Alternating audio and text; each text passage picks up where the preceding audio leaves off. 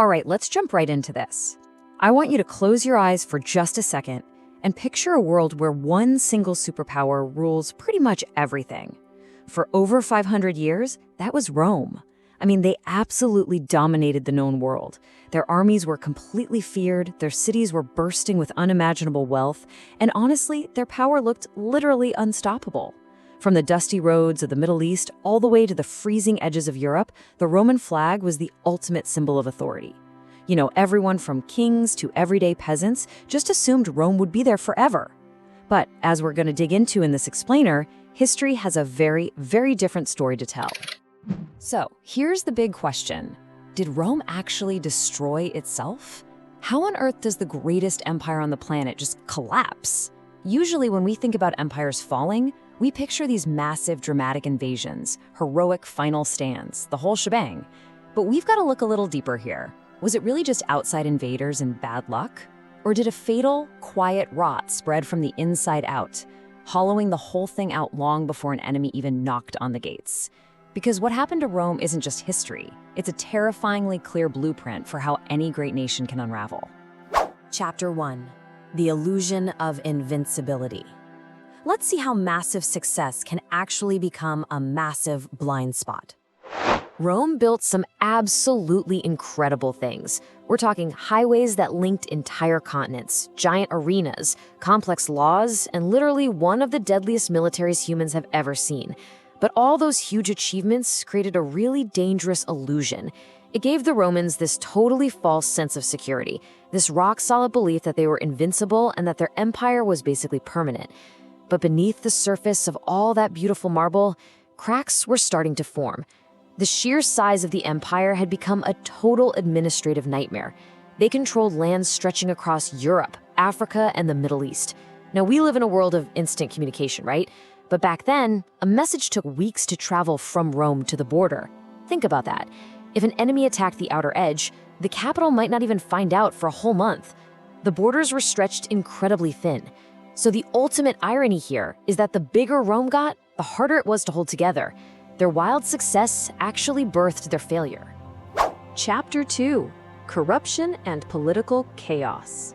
This is where the empire meets its deadliest enemy, its own leaders. So, if the massive size of the empire was an external weak spot, the internal disease was, quite frankly, way worse. The guys actually tasked with protecting the empire started caring a lot more about hoarding absolute power than serving their own people. And listen, this isn't just boring historical trivia. This is exactly what a failing state looks like. Emperors were being assassinated left and right, throwing everything into total chaos. We're talking about leaders being handpicked, not because they were smart or capable, but by gangs of soldiers just looking for a quick payout. That meant completely unfit people were suddenly making decisions for millions of lives. Politics basically devolved into a blood sport. Instead of looking outward to fix real issues, like those crumbling borders we just talked about, the leaders just fought each other. And when the people at the top treat their own country like a battlefield, even the greatest nations are going to start shaking. Chapter 3. The Economic Autopsy. Let's pop the hood and see what actually killed their finances. Okay, so you absolutely cannot run an empire without mountains of cash. Rome needed endless rivers of money to pay the troops, build the cities, and keep the lights on. But with all that political chaos and those insanely long borders, Rome's bank accounts started running dry. To cover their massive debts, the government just slammed people with crushing taxes. Naturally, businesses suffered and trade started grinding to a halt. Then, in a totally desperate move, the government started watering down their own money.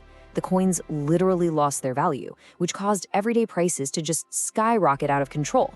It created this brutal society of extremes. Somehow, the ultra-rich kept getting richer, while everyday hardworking folks became completely hopelessly desperate. Sound familiar? History isn't just a dusty list of dead states, guys. It's a mirror.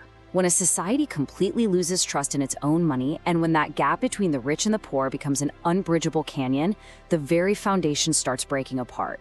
It really doesn't matter if it's the year 200 or today. The math of an economic collapse always looks exactly the same. Chapter 4. Outsourcing the Roman Army.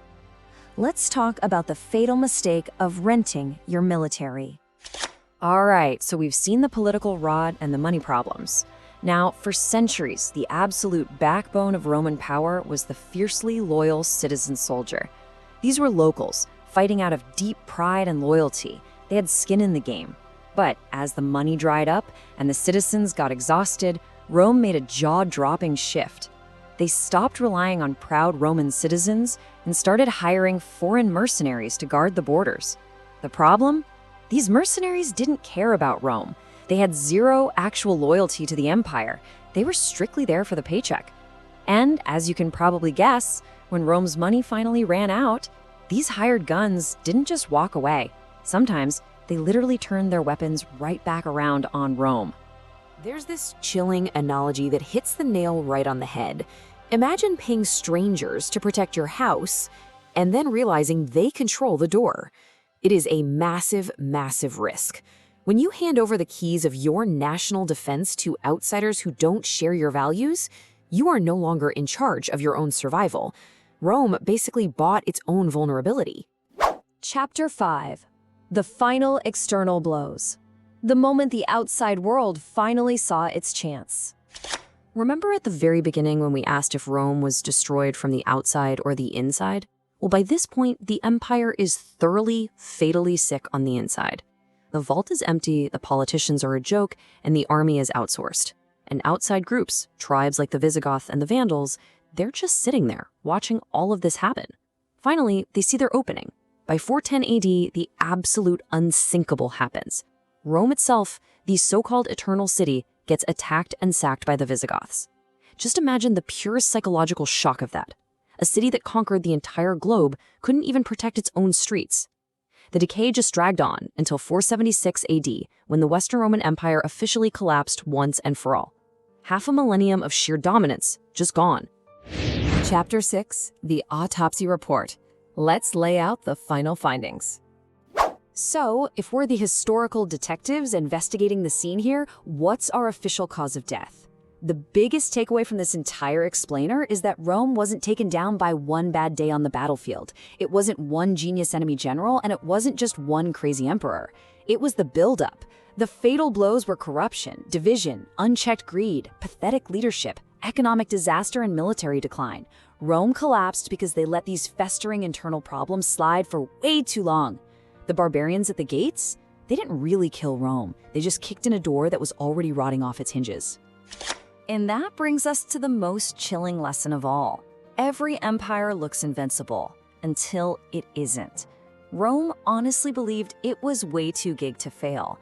They thought their amazing track record guaranteed they'd be around forever, but history proved them dead wrong.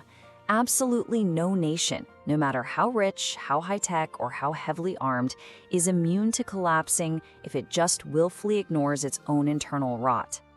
So I'm going to leave you with this one final, really provocative question. What do you think dealt the deadliest blow to Rome? Was it the corrupt politicians, the dying economy, or handing their military over to strangers? I really want you to chew on those internal failures and think about how hauntingly familiar some of them might look today. Thank you so much for joining me for this explainer. Keep asking questions, keep learning, and remember, history is always watching.